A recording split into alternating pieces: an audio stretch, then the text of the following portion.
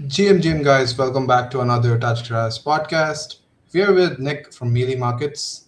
We've seen prediction markets kind of take over. Everyone is, they have their own kind of tagline for it and whatnot. And 2025 was one of the biggest year for prediction markets. It went mainstream and whatnot. And now we are seeing more newer, novel kind of prediction markets coming out, and one of them is Mealy. And we're so excited. I've been following them since day one, so super excited to have you on, Nick. How are you? Yeah, appreciate it. It's great to be here. Thanks for having me on. Awesome. Why don't we start with how we got here, right? Like prediction markets are obviously not a new thing. They've been here for some time. Why was 2025 so different? What went right, and how did we get here? If you can quickly recap for us. Yeah, I think obviously prediction markets as a concept have been around for centuries in different iterations, but mostly taking off in the last decade with different projects like Predict It, Augur. Obviously, Polymarket was very early to it as well, but finally using the technology at our disposal to bring those kind of older markets to market.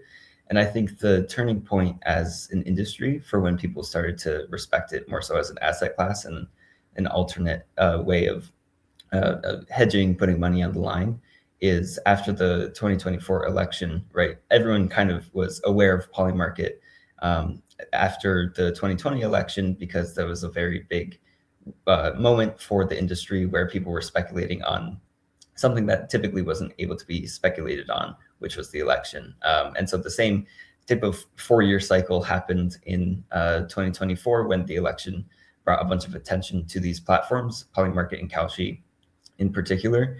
And then the turning point was after the election, volume stayed. So they had done enough to provide markets that were of interest, high enough interest for everyone else to not only be interested in just speculating on the election, but also be a returning customer and come to all of the different markets, sports, crypto mentions, different things like that. And so that retention was kind of something that was new and noted by the market, myself included, that kind of earmarked this time as real for prediction markets sticking around in the general consumer ethos. And so that's kind of why there was a big explosion of prediction market and prediction market tooling in 2025 is because there was obviously some form of PMF coming into 2024 before that election, but it was undeniable that there was retention and slow but compounding growth of the platforms, both Kalshi and Polymarket. Was that the time where you also participated heavily in prediction markets and you got used to it and you had that kind of aha moment to kind of build in the same space? Was that the time, like during the elections, and you've seen, like Trump getting the news is out, and you're like, this is the big realization of how, in terms of source of truth. Was that the time where you got like you built your thesis around prediction markets? You wanted to build something in this? So we had been tinkering with ideas and prediction markets a little bit before the election. And as far as me personally, I had my first interest in prediction markets came in, I think, 2018 with the Connecticut gubernatorial election. Obviously not speculating on it. I was like 16, but paying attention to the prices and just watching it as the election progressed. But yeah, I mean, generally, like it's definitely been ramping up as you just see Polymarket more on the timeline on crypto Twitter. People are talking about it more throughout the election, and then focused more on just how you can kind of trade this asset class. I kind of had a background in trading beforehand, and so it's just if there's any asset that's kind of new and unexplored, then there's obviously good opportunity in it. So that was how I initially got into it. Is it weird when the entire sort of landscape views prediction markets as like a two-man race? For instance, like between Polymarket and Kalshi, like how does Muley differentiate within that crowd? Yeah, I mean, it's definitely not weird that people perceive it like that. It's absolutely true that there are two platforms.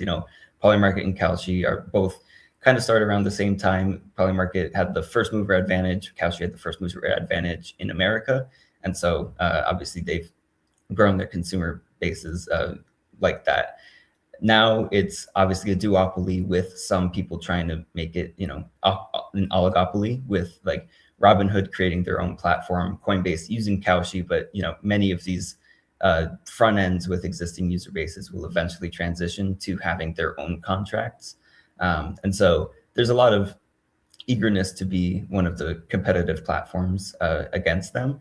And I guess where we find ourselves in this market is that we're just not interested in competing in the same overall for the same customer that is going to be trading on a Polymarket club style market. We differentiate substantially on our underlying pricing mechanics. And so, if you're unfamiliar with Melee or how it works, traditional prediction market, it's traded on an order book where if you're correct, your contract settles to 1, and if you're incorrect, your contract settles to 0. That's not how it works on Melee. We are a parimutuel system where each of the outcomes are priced along bonding curves, such that the earlier you are to placing a trade on a outcome, the cheaper your exposure is. So you can benefit not only from obviously being correct and trading the odds like a traditional prediction market, but also you get rewarded for being the initial liquidity into a market that allows for liquidity to be bootstrapped. And the reason we take this approach is because we're very interested in bringing permissionless markets to light, really allowing any creator to ask any question and be able to make money off of it and have their audience speculate on it. And in order to get there, you can't use the existing models of today. It's just difficult to bootstrap liquidity as is, even if there is a question that has relatively known odds or good data on it. But it's even more difficult as you get less publicly widely available data or widespread topics. And so baking in a natural incentive for people to be early to markets is the reason that our model has worked for creating the long tail of markets. And that's kind of the segment that we're really interested in serving. That makes a lot of sense. And from me and KG, we're really sorry that we were pronouncing it incorrectly. I didn't know it was called Melee. I think across a lot of Asia, you'll find people saying melee. So I think you're just coming on more of these pods, which is gonna help a lot. You guys have been doing really well on socials recently. Like I read the article about prediction markets, replacing meme coins, for instance. Does that come from the fact that like Melee markets underneath actually enable something like that to be possible? Can you sort of start us off, like talk about what the article was for anyone who's unaware, and then we can talk more about it. Yeah, I mean, the general thesis of Melee, which I kind of outlined, of any creator can make any market about any topic, is kind of a response to what we've seen in the crypto industry over the past year, where everyone has been taking an attempt at making a creator token, right? Like it's a very obvious way to bring crypto into Web 2 ethos is by giving creators the ability to access like the on-chain finance that's very useful for most practical common uses. But the issue is all of the attempts thus far have required too much of a sacrifice on the creator's part. So the CCM, like creator coin, the meta that's kind of been happening over the past year requires that a creator launches a token. That token represents obviously no real ownership in who they are as a person. But generally, the idea is the more attention that person commands, the higher the price will be, maybe the more volume that they generate, and then they can earn some revenue off of the volume that coin generates. That is, obviously a way to speculate on a creator, and it is, generally correlated with the amount of attention that you get is your coin's market cap and the amount of money you can make off of it. But obviously isn't a very long-term sustainable model. Like it requires, whenever you launch a token, whenever there's a bags app token launched on behalf of a builder, for example, it's a very cool claim, right? Like you have this decentralized community of people that have somehow materialized like $10,000 for this project that you had on GitHub for a while. And of course, I'll go claim those fees. But what's not really shared is that as soon as you claim those fees, you are now responsible for this asset, that you didn't create, that you don't want to necessarily hold, and the community of people that all expect you to prioritize the token and the token's price over the actual project that you're building. And so all of these various attempts, like, from creator coins to like reassigning creator fees on a meme coin, are all just like get the first half right, where bootstrapping liquidity, bootstrapping communities around topics all work very well using a bonding curve mechanism, but lack the graceful resolution in the second half that prediction markets really hit well on, which is the ability to have a set end date where energy and attention will stop for a topic, and people can gracefully exit the market based off of if they were correct or not, which is satisfying and like has a logical conclusion, versus, oh, the creator didn't post about it, or someone who bundled it is just selling on my Yeah. head and I have no control over that. We've been on the other side of that recently as well, with the exact example that you mentioned in your article.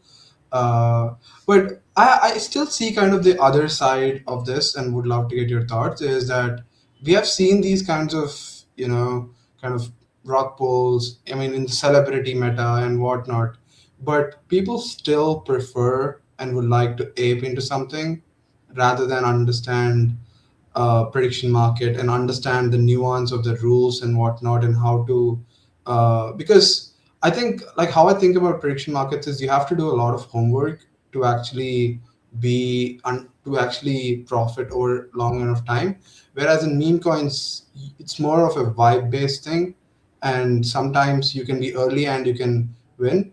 But in terms of even liquidity and how that attention flows, do you think it'll have the same impact as coins, or I'm just trying to understand, like, how the most amount of people can use prediction markets when it comes to creators alone.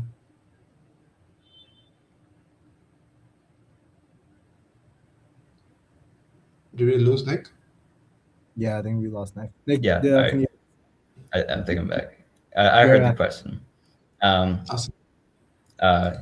Yeah, I think the big issue with the meme coins and the token prices is that, like, it is very exciting to be speculating just off of the growth of the meme coin and the attention that it's going to be commanding over time, and that is like a fun dynamic to it. Obviously, with the risks all involved of being in a token that you can't really control the rest of the supply of, and so we kind of take a blended approach to prediction markets and meme coins, right?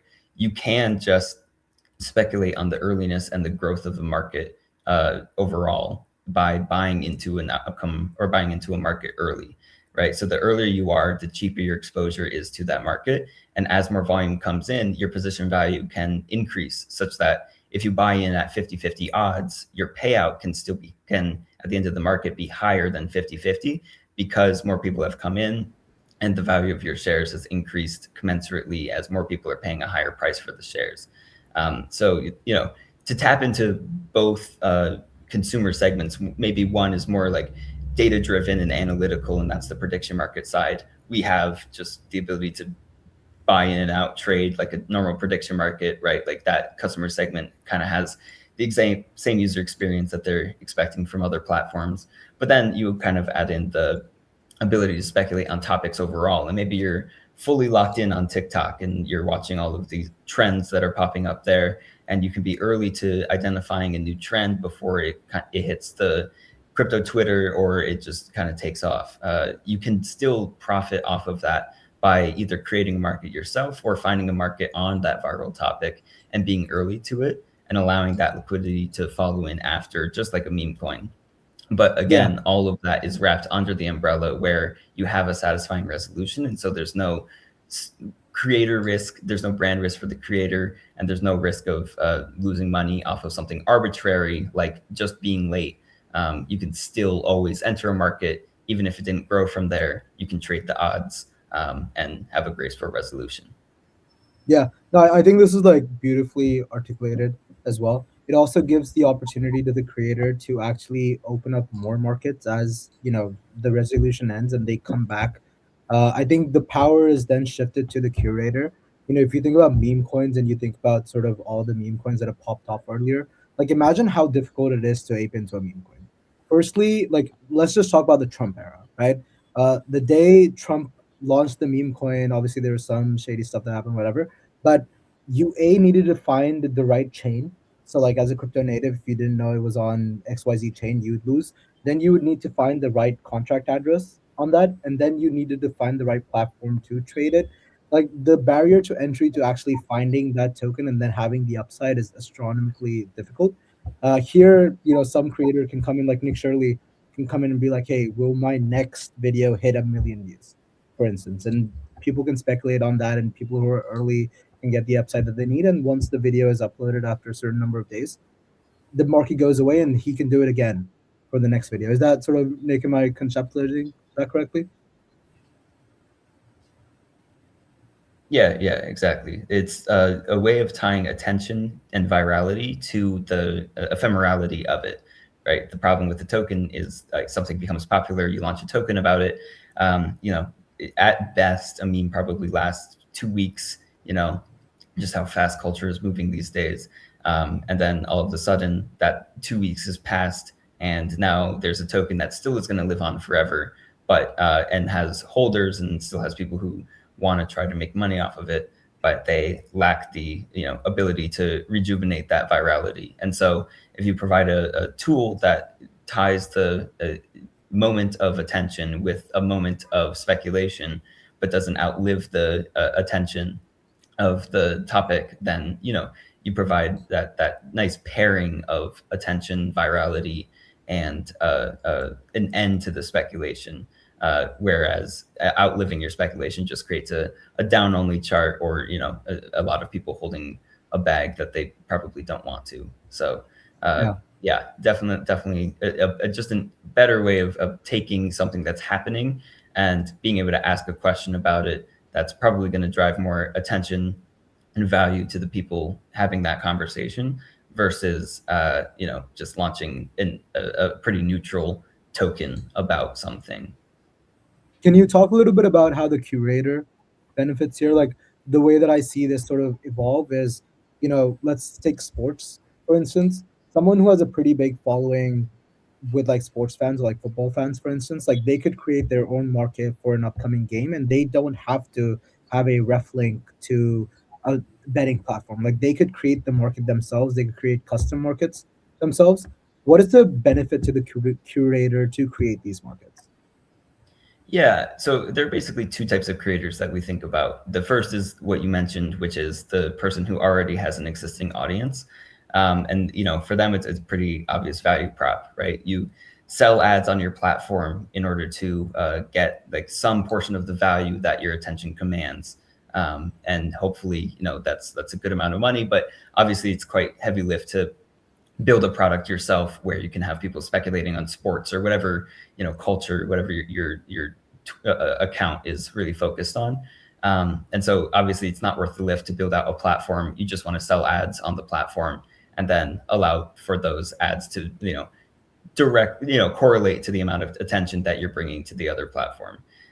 So that works just fine. But the better way of doing it is to actually own the full distribution yourself.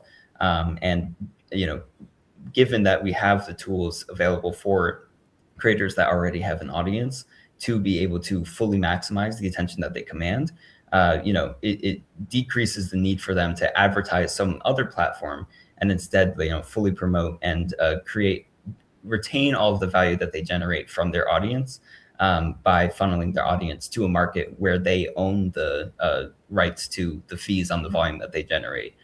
So it's a much more direct way of monetizing an audience.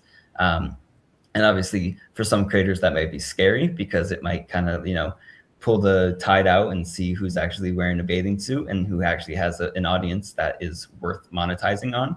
And for others, it's a very exciting opportunity because obviously there are some creators who have low quantity of audiences, but high quality that are driving a lot of volume to these platforms. And so overall, for someone who has an existing group that they can monetize on based off of ads, it just allows them to capture more value. That said, there is a creator class that we're expecting to see, which is just people who are good at asking questions. the same way that a meme coin deployer can make money by identifying trends, making a token, launching it, and then having people follow on into it. We imagine the same creator class coming up where, maybe they don't have that much of an audience right now, but they're early to trends. They are able to identify things that they expect people to want to speculate on, or people to have more attention on in the future. And so they'll become known as a good market creator and, build their audience, obviously monetize that audience directly as a market creator. And so that's a new class of creator that we're expecting to see come up as we have the tools available for them. 100%. One of the questions I had, like looking at prediction markets, most of their volume and the kind of markets people trade on are the most active they are not some of these long tail kind of markets that are pretty unique. Even if it's mentioned markets and whatnot, they don't do as much volume as compared to these other big events in sports and whatnot. And you mentioned like creators are your main focus. Is entering, let's say, sports or these other events that be happening, let's say something at the Super Bowl or something like that, are those in your kind of expanding your type of markets on Mealy? Yeah, I mean, we'll always have markets on, the big topics, sports, price markets, cultural, like the Oscars. All of those events are obviously good to have markets on, and to have the ability to speculate on. The difference, I think, with why there isn't volume on long tail and why there will be volume on long tail markets with Melee is that like the tools aren't available for long tail markets to be successful. So you can imagine spinning up a market on a very neat, like if Polymarket launches a market on a niche event within some community, realistically only a couple thousand people are aware of the event, and then of those thousand, maybe only 100 would be willing and interested to speculate on it. That doesn't provide a very liquid venue for people to be trading in, and particularly and most importantly, there's not any way for a market maker to determine how to price those outcomes. And so the liquidity, the books are going to be very thin and very wide, as there's no real way for them to determine how much money or what the true probability of all of these things are. So it creates, given the constraints of the existing pricing mechanism, it creates a need for widespread thin books. And obviously, if you're going to lose 50% of your money just because you're crossing the spread, then you're probably just not going to trade. So where we kind of see ourselves fitting in is a similar place to how YouTube approached video and how Google approached search. Is that Yahoo was the predominant search engine just because they had a very well curated list of topics and or web pages that they expected people to be interested in. Over time, Google started with the algorithmic approach where you can find any web page, but it was surfaced to you based on their algorithm, which initially was worse.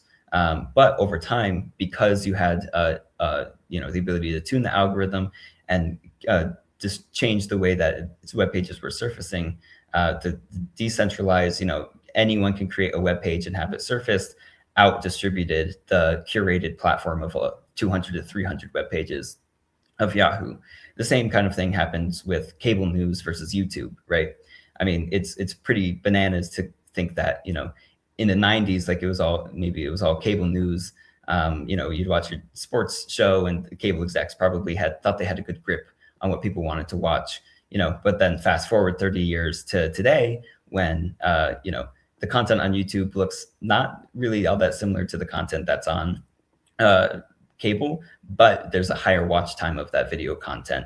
And the reason is because you've given the tools to creators to create more niche content. You actually allow people to find and bury themselves into the things that interest them the most, rather than finding their most interesting content that is available on this curated platform. And we see it the same way. The real blocker to the long tail has been just not being able to price outcomes that you have no idea about, right? The example I always give is if we're playing basketball between, you and I, and we're having like our 10 friends who want to bet on it, it's probably, impossible for a market maker in Philadelphia to be able to price that, because they have no idea about who I am, who you are, and how good we each are at basketball. But if we create an incentive for early liquidity to be bootstrapped based off of just the earliness of participating in a market, then you can have a easy way to bootstrap liquidity in proportion to the attention that the event is commanding, and then obviously allow for the long tail of markets to succeed in a way where they haven't on an order book style.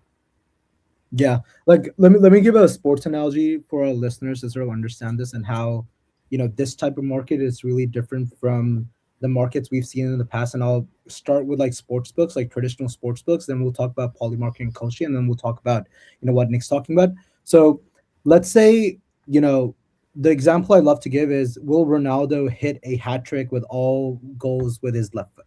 Like, that's the super niche market. Surprisingly, people don't want to trade long tail bets, traditionally, and that's why sports books are not interested in it. But the reason why sports books are not interested in providing these opportunities is because their line maker. So most sports books are like front ends. They work with a traditional line maker that gives them the odds, and then they have to pick which odds they would want to display.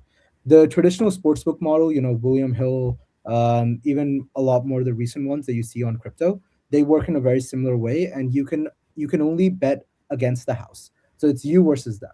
The way that Polymarket and Kalshi changed the game was they gave you an outcome, they gave you an order book, and then it went from PVE to PvP, where you are betting with people on outcomes, and the probability changes. You can probably exit a market before finality as well, and it's priced dynamically. But again, for Polymarket and Kalshi to have a long tail bet like Ronaldo hitting a hat trick with all left footers is really niche, and it is very hard for them to find a market maker. So the order book, if someone is buying yes, someone needs to buy no as well to sort of price that model out.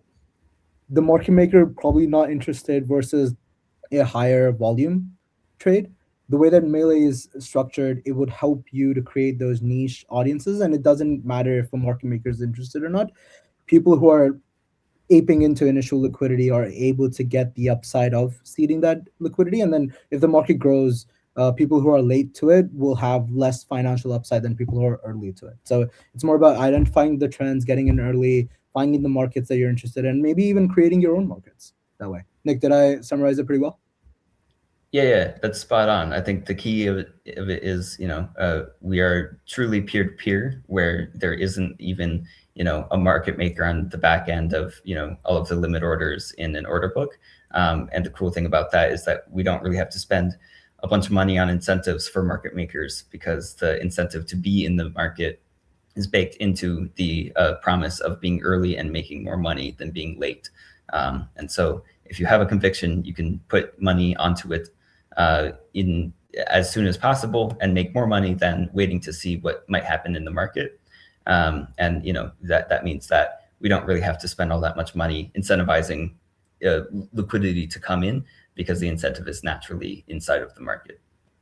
Yeah, and I encourage everyone to go to Polymarket now. Fun fact, they do hide market. Like, from my experience, the market maker bids are usually hidden. So if you see a market with 5 no's and no yeses, and the probabilities are pretty skewed, you're probably going to see, you can probably understand what's going on there. Nick, I know we're closing up on time. What's our next for Melee? Like, I know Alpha is going on right now. I hope we get some codes to give out to our community. I'm pretty sure a lot of people would love to test this out. What's next? What's next for the curator, and what's next for the user? Yeah, well, we'll definitely get you some codes, get some people onto Alpha. But timeline-wise, we launched Alpha in October of 2025. Been, testing out our different market types, seeing what people are interested in. We have a lot of big updates that we knew we were making in advance of Alpha, but obviously have been confirmed throughout Alpha, adding in a bunch of different ways to engage with the market throughout the entire life cycle of the market, making pricing a little bit more accurate to feel a little bit more like a traditional prediction market. But many of those updates are coming. Who's to say when? I keep saying that maybe Q1, maybe Q2, but Claude keeps trying to pull us forward. So we'll see how much they can accomplish for us. But generally, for the user, that's the roadmap. We're building out a bunch of different fun features in the meantime to hopefully just give people a little bit of a taste of what's to come. And then from the creators, we're hoping to have creator-made markets in some similar timeline to that. And so if there is interest from a creator, either someone with an existing audience or someone who feels they may be a good market creator, just generally, and build their audience from there, obviously would love to chat and get you onboarded. I think that the opportunity of these markets is quite substantial, especially to be early to them. Obviously, I think being early and being right is pretty important, but maybe that's because I'm biased. So a creator who is interested to get onboarded to these market mechanics right now and develop a better understanding for it. And as we go to market, obviously kind of having that established Melee audience, it is a great way to kind of start building from 0 to 1. So generally 2026 is going to be a very fun year. Hopefully have like our full launch within it. And just building out from there.